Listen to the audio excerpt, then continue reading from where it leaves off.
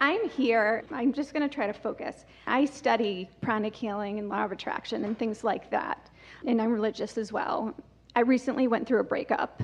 That's been hard. I was dating someone for 4 years, and 2 months ago, we broke up.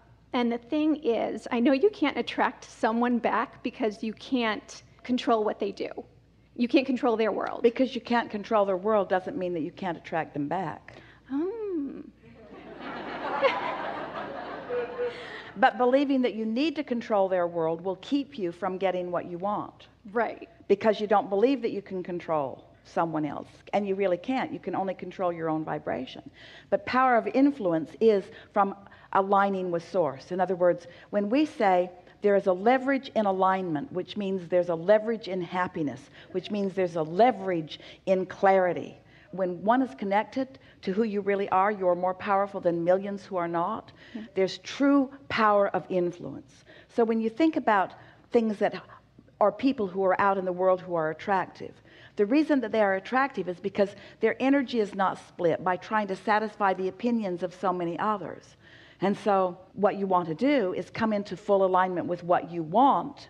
Spend as little time as possible in pushing against what you don't want, and in that clarity, what you want must come to you. And it will either come in the face of the one who went away or in the face of someone else.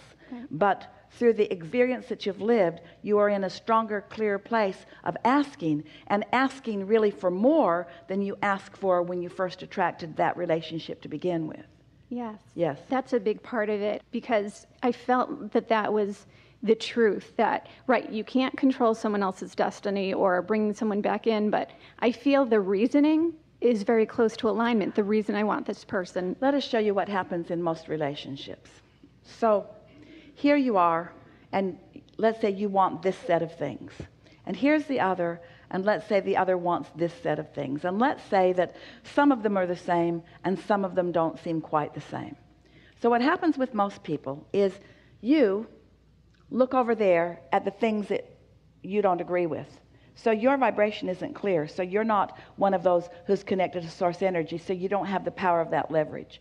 And the other is looking at what you want that he doesn't want, and so doing the same thing, not in alignment either. So here you are, two people, neither one tapped in or tuned in or turned on to what they really want, both blaming the other for not being in the place that they want to be.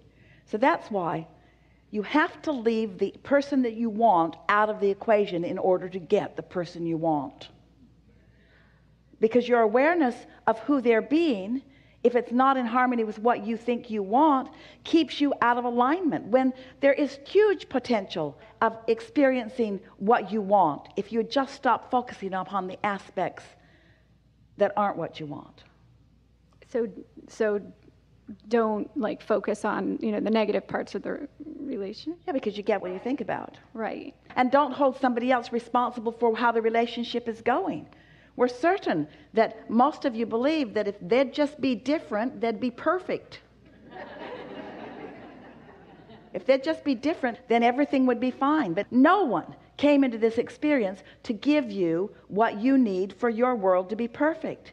In the same way that when we say you came into this environment of enormous diversity in order to choose the perfect life that you want to live, we want you to understand that every person that you are co-creating with is like a microcosm of that. They have so much diversity so that you can create what you want from your exposure to the experience with that. But most humans don't get that. You need to stop doing that and stop doing that and do more of that and stop doing that and stop doing that and do more of that. And that isn't what you came into this environment for. You came to focus and align with what you want, and law of attraction will bring you more and more of that until eventually it will bring you only that. So in knowing that, when you have something like a broken heart, which is just, I'm trying to get happy, and there are times I do, but then social media, and I'm so drawn for momentum to go to his page. When your heart is broken, the sensation of a broken heart means you are in complete opposition to the source within you and what the source within you knows. Your heart is not broken. You are experiencing what it feels like to be looking in exact opposition of what you want. What do you mean? We mean that you want the relationship to work, you want the relationship to be wonderful, but you've accepted that it's gone, that it's not coming back, that you can't have it. So you're focused in such opposition to what you want and such opposition to what your inner being knows to be true that you feel as if your heart is broken. That's so dramatic and so not true. Your heart isn't broken. You're just in this moment focused in opposition to what you want. Cut it out. Yes, ma'am. We're giving you a crash course in all of this, but we want you to understand you get what you think about. And it is certain that a lot of what you were thinking about was worrying about whether this was going to be ongoing, worrying about whether it was going to last. In other words, Yeah, it's silly stuff. It was more of a realization that it was right after it ended. well, what we would encourage you to focus on just a little bit is that nothing is ended. Nothing is ever done. You can't get it wrong and you never get it done, and you can't get it wrong and you never get it done. You can't get it wrong and you never get it done. And the reason that you can't get it wrong is because it's never done. So you stand in a new place with a whole lot more information within you, with a whole lot more resolve within you, with a whole lot strong intentions within you. And when you think back about how you came together, how did you come together? We're not asking for the specific details, but we want you to think about, were you groveling in the depths of despair and feeling the absence of anything, and then some stranger dragged into the room and you said, oh, live with me so that I don't have to be lonely anymore? Was it like that? Or were you flying high and in your place of alignment, you met up with someone and you were feeling good? Yeah, it was more that. It was way more that. It was way more that. The other came later. Your initial coming together is the strongest indicator of the compatibility. And your initial coming together showed you enormous compatibility. It's so interesting to watch you. You come together, you meet someone, and you're tuned in, and through the path of least resistance, you're inspired to be at this place at this time, and the rendezvous happens, and you can feel the exhilaration of it as it opens, as you get to witness the manifestation of what's been going on in your vibrational reality. In other words, it's a wonderful thing. And then you say, tell me about yourself. And as you start facing the reality of where you have been before you were in that place where you rendezvoused, that's what starts sort of messing up the vibration, and that's where your incompatibility starts. In other words, we're going to tell you a story, and it's going to feel off the subject to you, but it isn't. And the reason we're choosing a subject that is off the subject seeming to you is because it'll be more likely for you to listen to it without saying, no, that's not me. So just hear this story. So a man is talking to us, and he and his family have a house that they want to sell. And they've been wanting to sell it for a long time. It's been on the market for a long time. And hardly anyone is looking, and certainly no one is making an offer on the house. So we said to him, why do you want to sell your house? And then he said, well, we've outgrown it.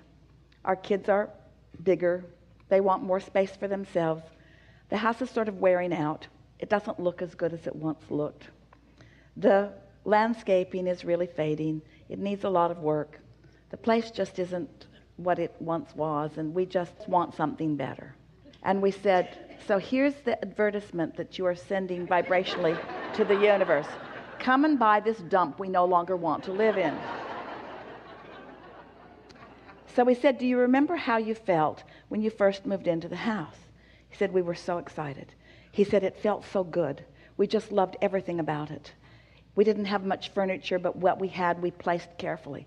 And we would buy more pieces, and it was so fun. And every weekend, we'd go to the nursery, and we'd buy more plants. And as a family, we would plant them. A week later, his house sold. Because now what he's broadcasting to the universe is what he wants, not what is missing. What felt good when he was in alignment, not how it felt when they got out of alignment. You see, yes. You heard what we're saying. I really heard it. Yeah. Really good. Yes. Really good. Yes. Enough? Yeah, thank you so much. Thank you.